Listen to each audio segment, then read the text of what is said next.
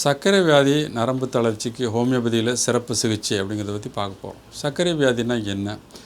இதில் எதை நம்ம சர்க்கரை வியாதின்னு சொல்கிறோம் அப்படின்னு பார்த்தீங்கன்னா, ரத்தத்தில் சர்க்கரையினுடைய அளவு ஃபாஸ்டிங் ப்ளட் சுகர் 80லேருந்து 120 மில்லிகிராமும், போஸ்ட் பிராண்டில் அதாவது சாப்பிட்டதுக்கு பிறகு 1.5 மணி நேரம் 1.25 மணி நேரத்துக்கு பிறகு எடுக்கக்கூடிய ரத்தத்தில் சர்க்கரையினுடைய அளவு 160லேருந்து 200க்குள்ளே இருந்தால் இது நார்மல். அது மாதிரி கடந்த 3 மாதங்களுடைய ஆவரேஜ் ப்ளட் சுகர் அப்படின்னு பார்த்தீங்கன்னா அது 5.6லேருந்து 6 HbA1cன்னு சொல்கிறோம். 5.6லேருந்து 6 இருந்தால் அது நார்மல் அப்படின்னு கருதுகிறோம். அது இல்லாமல் குளுக்கோஸ் டாலரன்ஸ் டெஸ்ட்டு அதெல்லாம் இருக்குது. இது பொதுவாக பார்த்திங்கன்னா சர்க்கரை வியாதியை தமிழகத்தில் ஏராளமான பேரை பாதிச்சிருக்கு. கோடிக்கணக்கான பேர் சர்க்கரை வியாதினால் தமிழகத்தில் பாதிக்கப்பட்டிருக்காங்கிறது ஒரு முக்கியமான செய்தி. குறிப்பாக அட்வான்சிங் ஏஜில் மெச்சூரிட்டி ஆன்சர் டயபெட்டிஸ் சொல்லக்கூடியது வயதானவர்கள் அதிகமாக பாதிக்கக்கூடிய சர்க்கரை வியாதி நிறைய இருக்குது. இதுக்கு பார்த்திங்கன்னா சிம்டம்ஸ் என்ன இருக்கும் அப்படின்னா, பல நேரங்களில் பிரச்சனை என்னென்னா நிறைய பேர் அதை இன்வெஸ்டிகேட் பண்ணி பார்க்கவே மாட்டாங்க, சிம்டம்ஸே இருக்காது. அதுதான் சர்க்கரை வியாதியில் ஒரு பெரிய பிரச்சனை என்னென்னா ஏசிம்டமேட்டிக்காகவே இருக்கும், எந்த விதமான அறிகுறிகளும் இருக்காது. ஆனால் ரத்தத்தில் சர்க்கரையோட அளவு ரொம்ப அதிகமாக இருக்கும் நார்மலை விட.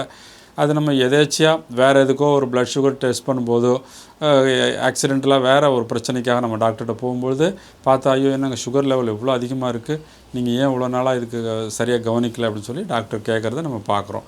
காரணம் என்னென்னா நம்ம அதை பரிசோதிக்கிறதில்ல. குறிப்பாக ஒரு குறிப்பிட்ட ஏஜ் 35-40 வயசுக்கு மேலே எல்லாருமே ஒரு மாஸ்டர் செக் பண்ணி ரத்தத்தில் சர்க்கரையினுடைய அளவு, கொழுப்பு சத்தினுடைய அளவு, எல்லா ஜென்ரல் பேராமீட்டர்ஸ் அதை நம்ம மாஸ்டர் ஹெல்த் செக்குன்னு சொல்கிறோம். அதை பண்ணிக்கிறது பலவேறு வகையான நோயிலேருந்து நம்ம தற்காத்து கொண்டு வரும் முன்னே நம்ம காப்பாற்றிக்க முடியும். இந்த சர்க்கரை வியாதியில் சிம்டம்ஸ் அப்படின்னு வந்ததுக்கப்புறம் சிம்டம்ஸ்னால் என்ன இருக்கும்? கண்டிப்பாக இது நிறைய சிம்டம்ஸ் இருக்கும். காரணம் என்னென்னா, இது தலைமுறை பாதம் வரை, தலை முதல் பாதம் வரை பல்வேறு உறுப்புகளை பாதிக்கக்கூடிய வாய்ப்புகள் நிறைய இருக்குது. உதாரணத்துக்கு கண்ணை பாதித்து கண் பார்வை இழக்கக்கூடிய வாய்ப்புகள் நிறையவே இருக்குது. அதோடு மட்டும் இல்லாமல் மூளையில் உள்ள இரத்த குழாய்கள், குறிப்பாக சர்க்கரை ரத்தத்தில் அதிகமாகிறதுனுடைய ஏன் நம்ம பயப்படுறோம் அப்படின்னா, அது இன்சுலின் ரெசிஸ்டன்ஸ் ஏற்படுது. திசுக்கள் சர்க்கரையை ஏற்றுக்கிறது இல்லை. இன்சுலின் சர்க்கரையை குறைக்கிறதுக்கு இன்சுலின் செயல்படும் போது இன்சுலின் ரெசிஸ்டன்ஸை ஏற்படுத்துது. அதனால் பார்த்திங்கன்னா சர்க்கரையினுடைய அளவு ரத்தத்திலே அதிகமாக இருக்குது. பெரிய இரத்த குழாய்களில் சர்க்கரையினுடைய அளவு அதிகமாகும்பொழுது, உதாரணத்துக்கு நம்ம மூளையில் உள்ள இரத்த குழாய்களில் போய் அடைப்பை ஏற்படுத்தி பக்கவாதம் போன்ற பிரச்சனைகளை ஏற்படுத்த வாய்ப்பு இருக்குது. அதேமாதிரி பார்த்திங்கன்னா நம்ம இதயத்தில் உள்ள இரத்த குழாய்கள்லையும் பெரும் இரத்த குழாய்களில் அடைப்பை ஏற்படுத்துது. சிறிய இரத்த குழாய்களில் அடைப்பை ஏற்படுத்தும் போது அது அதிகமான தாக்கத்தையோ சிம்டம்ஸையோ உண்டு பண்ணுறதில்ல. ஆனால் ஒரு பெரிய மேஜர் இரத்த குழாயில் பாதிப்பு ஏற்படுத்தும் போது மாரடைப்பு வரதுக்கான வாய்ப்புகள் நிறைய இருக்குது. ஸோ சர்க்கரை வியாதி இன்றைக்கி மாரடைப்புக்கு முக்கியமான பிரச்சனையாக இருக்குங்கிறத நம்ம பார்க்குறோம். அதோடு மட்டும் இல்லாமல் சின்ன சின்ன இரத்த குழாய்களில் கை கால்களில் நம்னஸ்ன்னு சொல்கிறோம். அதாவது மறுத்து போதல், கால் பாதம் கைகளில் மறுத்து போகும். அதுக்கு என்ன காரணம்னா, கை கால்களில் இருக்கக்கூடிய சின்ன சின்ன நரம்புகளில் உள்ள இரத்த குழாய்களில் போய் அடைப்பு ஏற்படுது. நரம்புகளுடைய இரத்த குழாய்கள், நரம்புகளுக்கு ரத்த ஓட்டம் இருக்குது. அப்போ நரம்புகளுடைய இரத்த குழாய்களில் அடைப்பை ஏற்படுத்தும் போது நரம்புகள் செயலிழக்குது. இதை பெரிஃபரல் நியூரோபதின்னு சொல்கிறோம். பல வகையான நியூரோபதியை உண்டு பண்ணக்கூடியது இந்த சர்க்கரை வியாதி. அதாவது நரம்பு பிரச்சனைகள், நரம்பு சம்பந்தமான பிரச்சனைகள், நரம்பு தளர்ச்சி அதை ஏற்படுத்தக்கூடிய வாய்ப்புகள் நிறைய இருக்கிறதுனால பார்த்திங்கன்னா காலில் மதமதப்பு இருக்கும், சென்சேஷன், உணர்ச்சிகள் இருக்காது. உணர்ச்சி இல்லாதனால காலில் ஒரு காயம் படும்போது கூட தெரியாது. அது நம்ம கவனிக்காமல் விட்டுரும்போது பெரிய பாதிப்பை ஏற்படுத்தும். உடம்புல எந்த புண்ணு வெளியில் நம்மளுடைய சர்ஃபேஸில் உடம்புடைய மேல் பகுதியில் எந்த இடத்துல புண்ணு ஏற்பட்டாலும் காயம் ஏற்பட்டாலும் உள்பகுதியிலையும் சரி, அது சீக்கிரம் ஆறாது. காரணம் என்னென்னா, சர்க்கரையினுடைய அளவு அதிகமாக இருக்கனால பல வகையான பாக்டீரியாஸும் அந்த சர்க்கரையை உட்கொண்டு அதிகமாக வளரும்போது உங்களுக்கு புண்ணு சீக்கிரம் ஆறாது. நிறைய இன்டர்னலாக உள் ஆர்கன்ஸில், உள் உறுப்புகளில் சர்க்கரையினுடைய அளவு அதிகமாகும்போது இன்ஃபெக்ஷன், நோய் தொற்றுக்கான வாய்ப்புகள் இருக்குது. உதாரணமாக நீங்கள் ஒரு லங்ஸ் பிரச்சனைக்காக நீங்கள் போகும்பொழுது அல்லது ஒரு யூரினரி இன்ஃபெக்ஷன் இருக்கும்பொழுது சுகர் இருந்துச்சுன்னா சீக்கிரம் அதிலேருந்து விடுபடுறது கஷ்டம். ஏன்னா சுகர் லெவலை குறைக்காத வரை நம்ம அதிலேருந்து விடுபட முடியாது. ஆக சர்க்கரையினுடைய அளவை நம்ம கண்டிப்பாக கட்டுப்படுத்தணும். ரத்தத்தில் இல்லைன்னா பல்வேறு பாதிப்புகளுக்கு நம்ம ஆளாக நேரிடும். நரம்பு நியூரோ ப்ராப்ளத்திலேருந்து பிரெயினில் ஏற்படக்கூடிய, மூளையில் ஏற்படக்கூடிய பிரச்சனைகள், இருதயத்தில் பிரச்சனைகள் ஏற்படுத்தும், நுரையீரலில் பிரச்சனைகளை ஏற்படுத்தும், குடல் சம்பந்தமான பிரச்சனைகள், சிறுநீரகம் குறிப்பாக அதிகமாக பாதிக்கப்படக்கூடியது பார்த்திங்கன்னா சிறுநீரகங்கள், நம்மளோட கிட்னிஸை பாதிக்கிறதுக்கான வாய்ப்புகள் நிறையவே இருக்குது. சிறுநீரகத்தை பாதித்து சிறுநீரக செயலிழப்பு ஏற்படும்.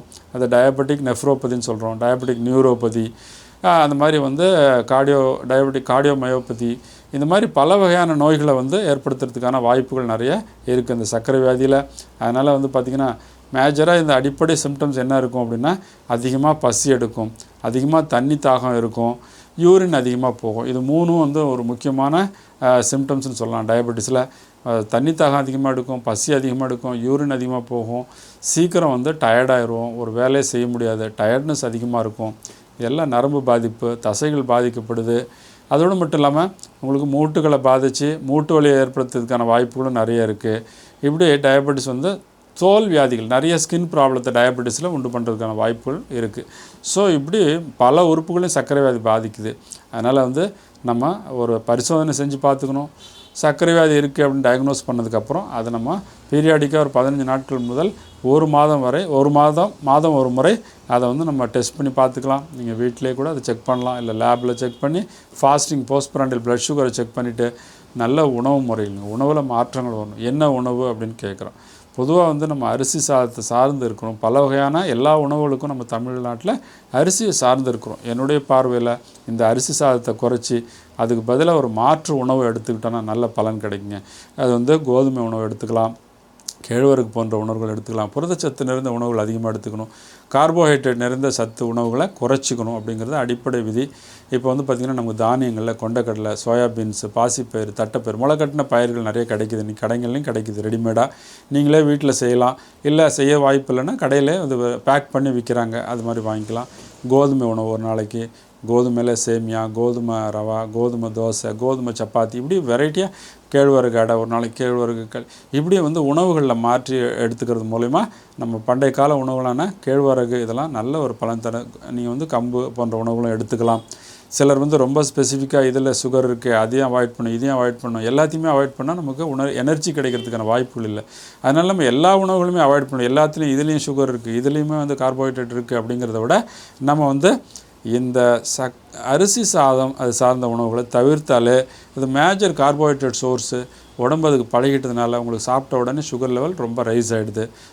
மோரோவர் நம்ம குவான்டிட்டியும் அதிகமாக சாம்பார் சாதம், ரசத்துக்கு சாதம், தயிர் சாதம், இப்படி பல வகையான காரக்குழம்பு எல்லாத்துக்கும் ரைஸே நம்ம எடுக்கிறோம். அதே மாதிரி இட்லி, தோசை எல்லாத்துலேயுமே வந்து உங்களுக்கு ரைஸ் வந்து கார்போஹைட்ரேட் அதிகரிக்கிறது தான் என்னுடைய பார்வை.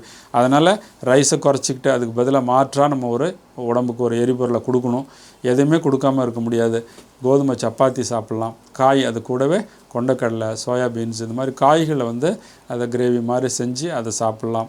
இந்த மாதிரி உணவுகளில் மாற்றங்கள் ஏற்படுத்தலாம். அப்புறம் வந்து பாகக்காயெல்லாம் கொஞ்சம் சர்க்கரையை கட்டுப்படுத்துகிற இயல்பு அதுக்கு இருக்குது.